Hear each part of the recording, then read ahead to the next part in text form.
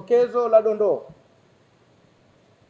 Hiya dalalatul kalami ala maana, ni onesheo la maneno juu ya maana, ghairi maksudin, isiyokusudiwa, asalatan, kimsingi, wala taban, wala kiufuasi. Yani si maana ya kwanza wala maana ya pili ya neno hilo. Manake neno linaweza kuwa na maana ya kwanza halafu linaweza kuwa na maana ya pili, ndio kule kwenye ibaratun nas, kwenye maelezo ya dondoo tunachukua maana ya kwanza au maana ya pili. Lakini kwenye isharatun nas, dokezo la dondoo, haimo katika maana ya kwanza wala maana ya pili. Ni kitu kingine kabisa tunachoweza kukifahamu, atatufafanulia huko. Yani kwa mfano, ikiwa mtu anakula alafu umetokea mbele yake akwambia karibu, maana ya kwanza ni nini? Usogee karibu na yeye alipo. Lakini maana ya pili, na wewe ule kama anavyokula yeye. Na hii ndo iliyozoeleka kwa mtu, ukiwa unakula kwambia mtu karibu, manake unamruhusu kula pamoja na wewe. Lakini asili ya neno karibu lilikuwa na maana kwamba asogee tu karibu na wewe pale ulipo, sio kwamba ale. Ile kula ni maana ya ngapi? Ya pili kutoka katika neno karibu. Sasa hizi bado zote zitaingia katika ibaratun nas. Ikiwa karibu manake usogee ukae pale, au ikiwa karibu manake ule pamoja na nini? Pamoja na yeye. Na mazingira yatakutafsiria. Kama yuko dukani, je, anauza, lakini alafu wakati wa chakula umefika na anakula hapo hapo, ukatokea dukani, karibu bwana, karibu, unataka nini? Haja kukaribisha kula, karibu tufanye biashara, na yeye anakula. Kwa hivyo ibaratun nasi inaweza kukupa maana mbili, maana ya kwanza au maana ya pili. Lakini hii tunayosoma sasa ni kitu kingine, ni kitu cha tatu tutakiona katika isharatu an-nas. Hiya dalalatul kalami ala maana, ni onesheo la maneno juu ya maana, ghairi maksudin, isiyokusudiwa, asalatan, kimsingi, wala taban, wala kifuasi. Yani haijawa maana ya kwanza wala haijawa maana ya nini? Ya pili. Itakuwa ni maana ya tatu au ya nne na kuendelea. Walakinahu, lakini maana hiyo, lazimun, ni ya lazima, lilmaana alladhi siqa alkalamu, kwa ajili ya maana ambayo imetirishwa maneno, lifadati, kwa kupata faida yake. Kwa hivyo itakuwa ni jambo la lazima, si la kimaana liloingia kwenye dondoo, la lazima. Kwa mfano, umekwenda mahala unakunywa kahawa, unataka kunywa kahawa, kwambia nipe kahawa. Sasa manake ni nipe kikombe vile vile, kwa sababu haiwezekani kupewa kahawa akaja nayo mkononi na wewe akakukabidhi mkononi. Ni lazima aiweke kwenye kikombe alafu akukabidhi kikombe ndio unywe kahawa. Tumefahamiana? Kwa hivyo hii ni maana, lakini iko nje kabisa ya maelezo, lakini imelazimika kwamba haitimii hiyo maana. Mtu anakuja anakutamani kwamba choo kiko wapi? Alafu basi tu unamuonesha choo kile pale, alafu kimepigwa makufuli, kimefungwa. Kwani yeye alipokuuliza choo kiko wapi alikuwa anakusudia nini? Kwa hivyo hakukwambia nataka kujisaidia, akakuuliza tu choo kiko wapi. Kwa hivyo kumuonesha kile pale bado hujamsaidia. Kama kimefungwa makufuli, mwambie choo hii hakitumiki hapa. Hapana choo kinachotumika. Ndio utakuwa umemsaidia. Vinginevyo choo kile pale lakini anakiona kina kufuli au nondo, kimepigwa na misumari, itakuwa hujamsaidia chochote. Haya, kwa hivyo isharatu nasi inakuwa ni maana ya nje kabisa, lakini imelazimu kupatikana katika lile neno lenyewe. Mifano itasaidia. Ai, kwa maana almaana almutabadiru min alfadhi, ni maana inayofanya haraka kufahamika katika matamko yake. Watakunu dalatu nasi, na inakuwa onesheo la dondoo hapo, bil isharati, kwa dokezo, la bil ibarati, si kwa maelezo, ala maana ghairi maksudin, katika maana isiyokusudiwa, minasiyaki, katika mtiririko wa maneno, wala isa muradan bihi mubasharatan, wala haiwi makusudio ya moja kwa moja katika kuzungumza. Ni sawa na mke wako yuko chumbani, kwamba kuna wageni basi njoo, na yeye hajavaa nguo. Hawezi kuja mpaka afanyeje? Avae nguo. Sasa akitoka vile vile ambaye wewe umetoka, si umeniambia nije? Nilipokuambia uje nilikwambia, lakini uje umevaa nguo. Ulisema? Sikusema, lakini ndio imefahamika pana watu. Utatokaje bila nguo na mimi nakwambia kuna wageni? Unaugua kichaa? Nikutafutie vidonge vya mental? Lakini hiyo sasa ndio ishara tunasi. Ni maana imeingia kwa ulazima, lakini haikutamkwa. tunaifahamu kwa akili zetu tu kila wakati. Hata ukisema bwana kuna jamaa mmoja tumekutana chooni hapo, itakuwa mmekutana hamna nguo, mmekutana hamna nguo. Maana chooni watu huondoa nguo zao, lakini sasa tumekutana hapo chooni haimaanishi kwamba eneo lenyewe la kujisaidia. Ni katika zile sehemu kando kando za choo, na yeye akiwa na nguo zake na wewe na nguo zako. Kwa ni vitu ambavyo vinafahamika bila kutamkwa kwa kutumia akili tu. Sasa hizo ndo ishara za madondo yote. Humu ndo ambamo kwenye tafsiri za Qur'ani, kwenye tafsiri za hadithi za Mtume sallallahu alaihi wasallam tunafika mahala tunapishana. Kuna mwingine hatizami isharatun nasi inasema nini, anatazama ibara tu an-nas peke yake, lililotamkwa tu maana ya kwanza na maana ya pili, lakini yale yanayoweza kufahamika kwa njia kama hizi haangalii, na kwa hivyo analeta migogoro. Ndio kamkuta analazimisha kuingia na kiatu msikitini wakati kiatu chake kishakanyaga mavi ya kuku. Yeye amefahamu kwamba inafaa kuswali na viatu, manake uingie navyo msikitini hata kama vimekanyaga mavi ya kuku, kwa sababu atakuuliza aina dalil, hati dalil, lete hoja kwamba kiatu kikikanyaga mavi ya kuku kisiingie msikitini. Afikiri kutakuwa na maelezo moja kwa moja ya kusema hivyo? Kitu chochote ambacho kimeamuliwa kuwa ni najisi hakitafaa kuingia katika eneo la ibada. Bas, hakuna haja maelezo ya ziada. Mengine tukiyapeleka kwenye akili humu yanaleta ubishi mkubwa sana mpaka mtashangaa nyewe wenyewe. Kuna mtu mmoja leo kunambia Mtume hajawahi kuvaa suruali. Kwa hivyo sisi tusivae suruali, si sunna kuvaa suruali.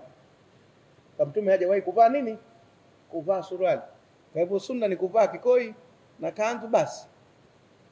Lakini nikamvunja vibaya sana, kwa sababu katika simulizi la Fathu Makkah, la ukombozi wa Makkah, Mtume sallallahu alaihi wasallam alikwenda kwenye duka linalouzwa suruali na akanunua suruali 2. Za nini? Avae kichwani? Azifungie kama kilemba? Azitundike tu ziwe makumbusho nyumbani kwake? Kwani suruali zikishanunuliwa na mtu kwa size yake anakusudia zifanyeje? Imesemwa kwamba akaenda kuvaa suruali? Imesemwa kuwa kenda mahala panapouzwa suruali akanunua suruali 2. Unakumbuka kwenye Bulughul Marami tuliposoma hadithi pia tuliikuta. Za nini kanunua suruali hizo 2 yeye? Sasa unataka hoja gani tena kwamba Mtume alivaa suruali? Zaidi ya hiyo ndio kuambia. Kwenye nini isharatun nasi? Haya bwana. Na wako wanaume wananunua kanga, alafu wafanye nini sasa? Wavae wao, wavae wake zao. Kama hana mke kama wewe Ahmad hapo ulipo, haya twende bwana. Wa inama huwa maana, na si penginevyo hiyo ni maana iltizamiyun, ni maana ya kulazimika, lazimu lilhukmi, imeambatana na hukumu la asili ya msingi, almafhumi yofahamika liawali wahlatin min an-nass, kwa mara ya kwanza katika ile dondoo. Liawali wahlatin, kwa mara ya kwanza, min an-nass, katika ile dondoo. Pale pale unapoambiwa tu basi wewe unaweza kufahamu. Sasa mtu akisema mimi sasa hivi usiniache kidogo, unakwenda kwa kinyozi. Anakwenda kwa kinyozi kufanya nini?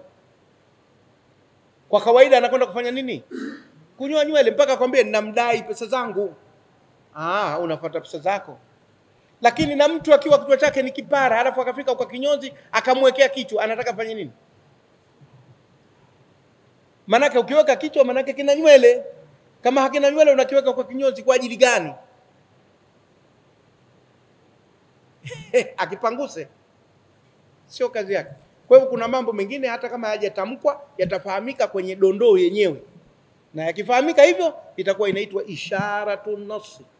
Inaitwa, hebu tuseme sote, isharatun nasi. Hiyo ndio itaitwa hivyo. Haikutamkwa, hakuna maneno yaliyosema, lakini ndivyo ilivyofahamika. Tulikwenda kumgongea usiku, akatoka akatukaribisha. Basi alitoka vipi? Alitoka kavaa nguo, hawezi kutoka uchi. Ndio kilichofahamika, ingawa hakijasemwa. Pendeni, tunatoa mifano hii ili watu waweze kuelewa. Sasa anakuja kwenye mifano ya Kiqur'ani na kihadithi. Mithaluhu qawluhu ta'ala, mfano wake kauli yake Mwenyezi Mungu aliposema hivi: uhilla lakum laylatas siyami rafathu ila nisaikum. Suratul Baqara hiyo. imehalalishwa kwenu katika usiku wa funga kustarehe na wake zenu. Imehalalishwa kwenu katika usiku wa funga kustarehe na wake zenu. Na tuliwahi kusema aya hizi zilivyokuja, mwanzoni Waislamu walipokuwa wamefunga walifuata desturi walizozizoea kwa watu wengine katika kufunga. Hawakuwa na miongozo ya kutosha katika funga. Sasa ilikuwa ikifika magharibi ndo unafuturu kila kitu.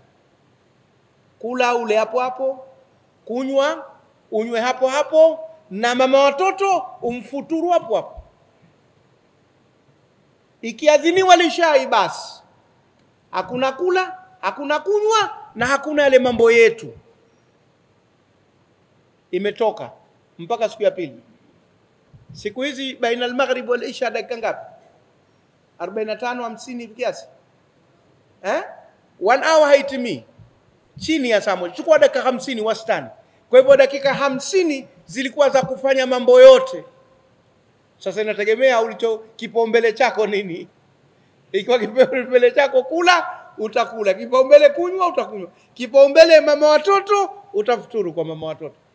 Sasa ukichelewa tena basi mengine yanakutoka yote. Ikawa yameleta tabu hayo. Mwenyezi Mungu akasema alimallahu annakum kuntum takhtanuna anfusakum. Amejua Mwenyezi Mungu kwamba nyinyi mlikuwa mnazinyima nafsi zenu raha.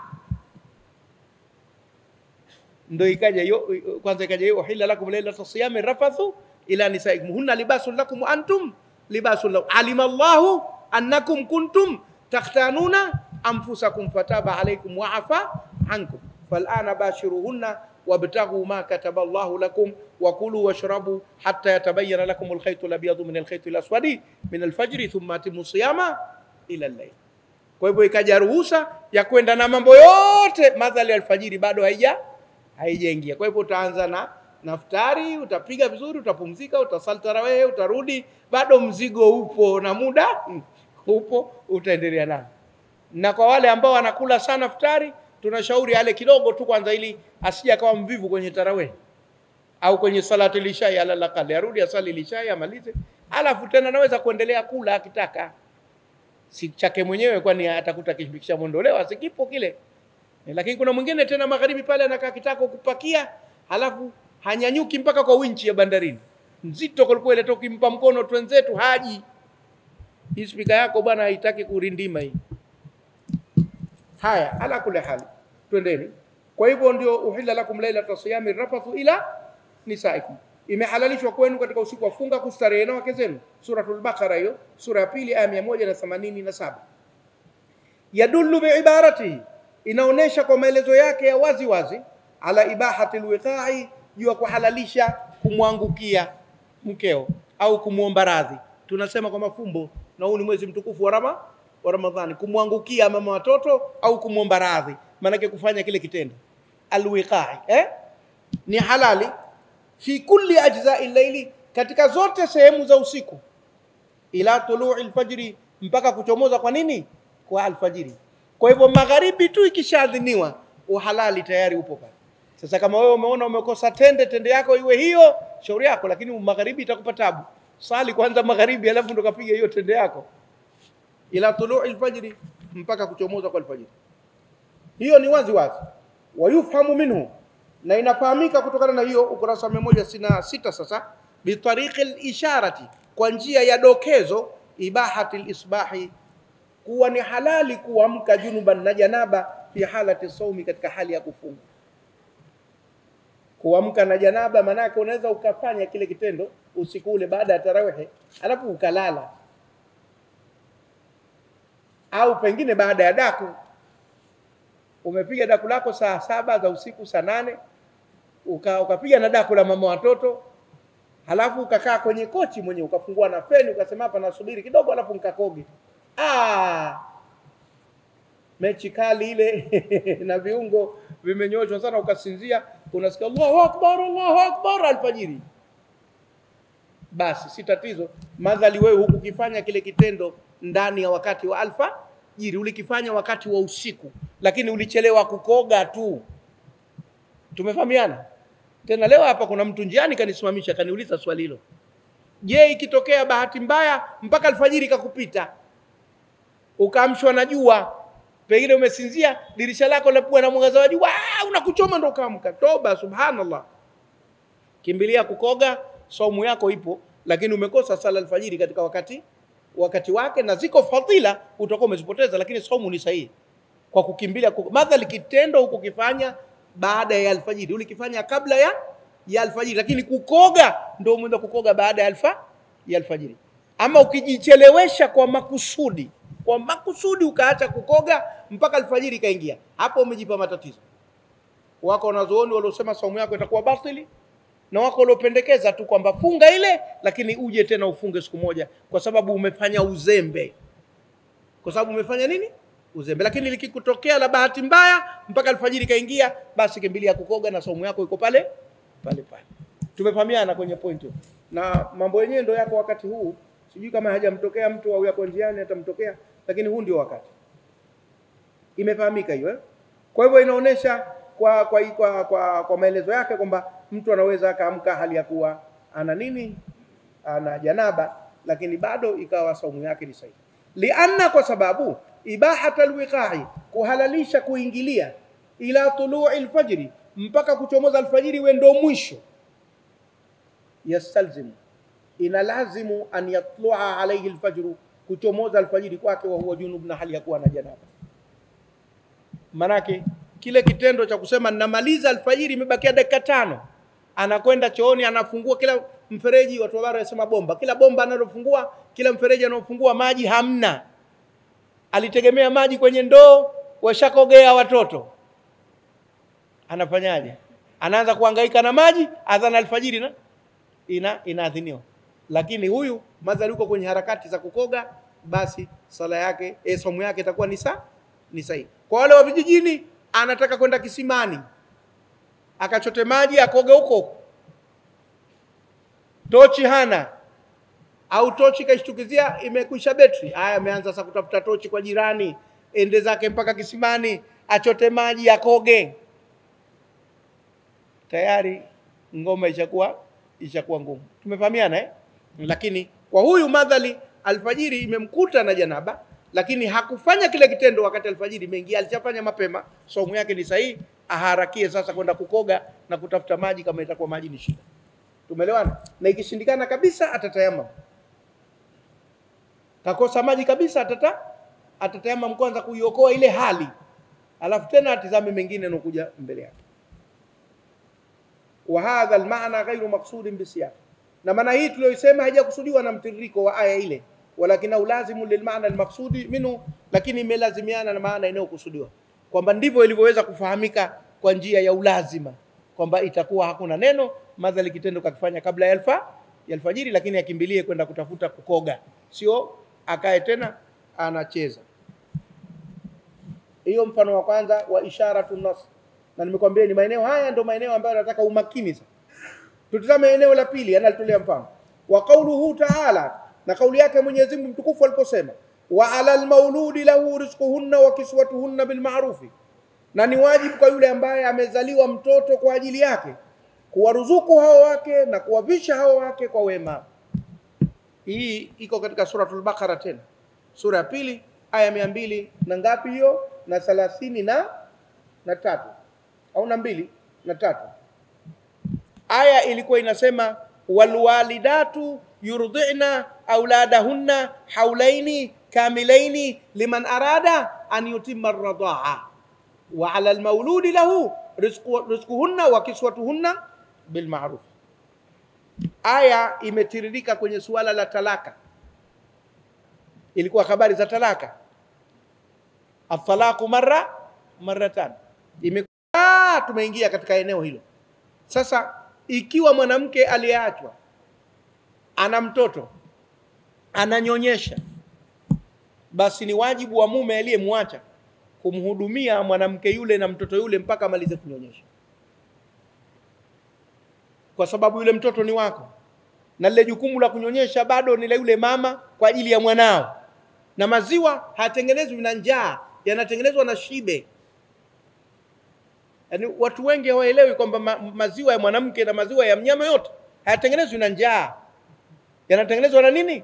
Na shibe. Tena vyakula vya maana, virutubisho hasa ndio vinavyotengeneza maziwa, kwa sababu maziwa nayo ni chakula. Sisi tunakunywa ya ng'ombe, sisi tunakunywa ya mbuzi, sisi tunakunywa ya kondoo. Kwa wale ambao wanajua wana kondoo wanakunywa maziwa ya kondoo, maziwa ya ngamia tunakunywa. Sasa ni chakula kile. Kwa unafikiri yale maziwa yanatengenezwa na nini? Yanatengenezwa na chakula pia. Kila anapokula vizuri ndio anatengeneza maziwa vizuri. Sasa mwanao aliyezaliwa ndani ya kipindi cha miaka miwili anatumia maziwa ya mama yake, ndio chakula chake. Sasa kitatengenezwa vipi chakula kile kama huyu mama hajala vizuri? Na ikiwa wajibu wako kumlisha mwanao, basi ni wajibu wako kumlisha huyu mwanamke anayemnyonyesha nani? Hata kama umemwacha. Lakini gumu hili kwenye utekelezaji ni gumu kweli. Wanaume wakishakuacha wanawake, wana watoto wananyonyesha, wanahudumia kama wanahudumia ni kipindi cha eda tu cha miezi mitatu. Ikamalizika miezi mitatu haja, na kama kaolewa kwa wengine ndo kabisa hakubali kupeleka. Lakini miaka miwili ile yote unatakiwa umpelekee nini? Umpelekee huduma huyu mwanamke kwa ajili ya mtoto anayemnyonyesha, kwa sababu maziwa yanatengenezwa na shibe, hayatengenezwi na nini? Na njaa.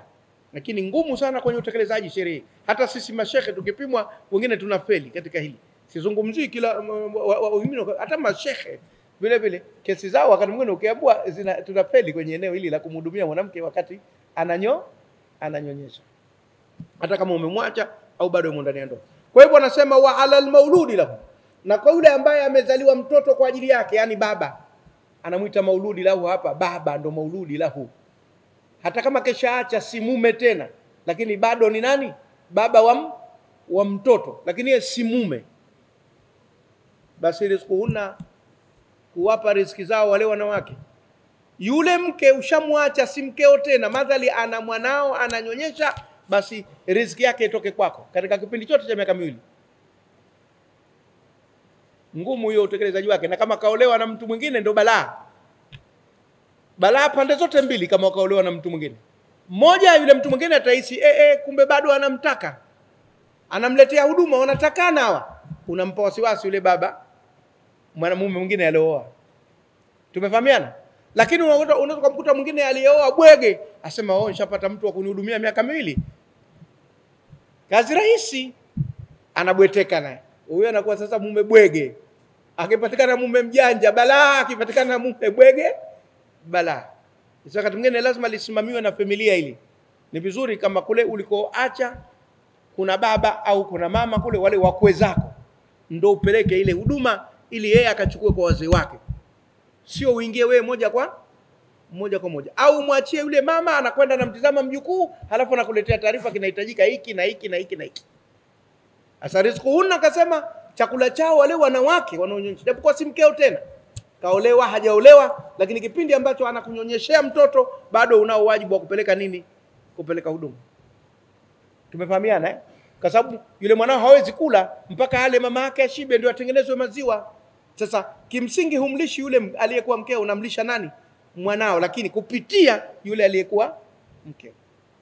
Alafu nenda mbele nasema wakiswatuhunna, na mavazi yao vile vile. Hao wanawake nguo mpelekee, sio chakula, tuna nguo. Siku moja mtu mmoja akaniuliza, "Shekhe, nguo za nini? Na huyu si mkeo tena." Nataka nikwambie, mwanamke anaponyonyesha nguo zake zinaharibika mapema kuliko wakati mwingine wote. Jasho lake peke yake linachangia katika kuiharibu nguo na kuichakaza haraka. Mbali yale mazingira anayokuwa nayo kila wakati ya kumnyonyesha mtoto, na yule mtoto kumshika mara kajichafua mara hivi, swala la nguo linakuwa ni sehemu vile vile ya huduma. Kwa hivyo na nguo vile vile apelekewe, sio tu chakula.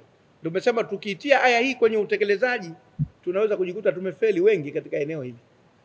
Inshallah Mwenyezi Mungu atusamee tulipokosea, na pale ambapo tumefanya vizuri tukute thawabu zetu. Lakini bil maarufi, kwa wastani wa wema. Wastani wa wema, asikomolewe mtu. Isiwe tena naye kashaacha akome. Kama ilikuwa analeta 5,000 kwa siku, sasa ataleta 10,000. Isiwe hivyo. Asipandishiwe gharama yule nini? Yule mume akakomolewa. Lakini na vile vile naye asiseme kwa kuwa nishamwacha si kwa ajili ya kula tu na maziwa mtoto, nitampeleka 2000 kwa siku zinamtosha. Nitapeleka 1000 siku, nikikosa nitapeleka nauli ya daladala 500. Naye asifanye hivyo, asiangushe sana, naye asipandishiwe sana, iwe bil ma'ruf. Tumefahamiana? Kama ni kumnunulia nguo yule mwanamke na mtoto, basi tena isifanywe kwa gharama za juu kwa maksudi ya kukomoa. Naye asifanye gharama ya chini akampelekea kaniki kama vile ni mwanamke wa Kisukuma. Yende katika wastani unaoridhisha pande zote mbili. Hiyo ndio aya hii, na tumetolea maelezo kwa sababu imehusu sehemu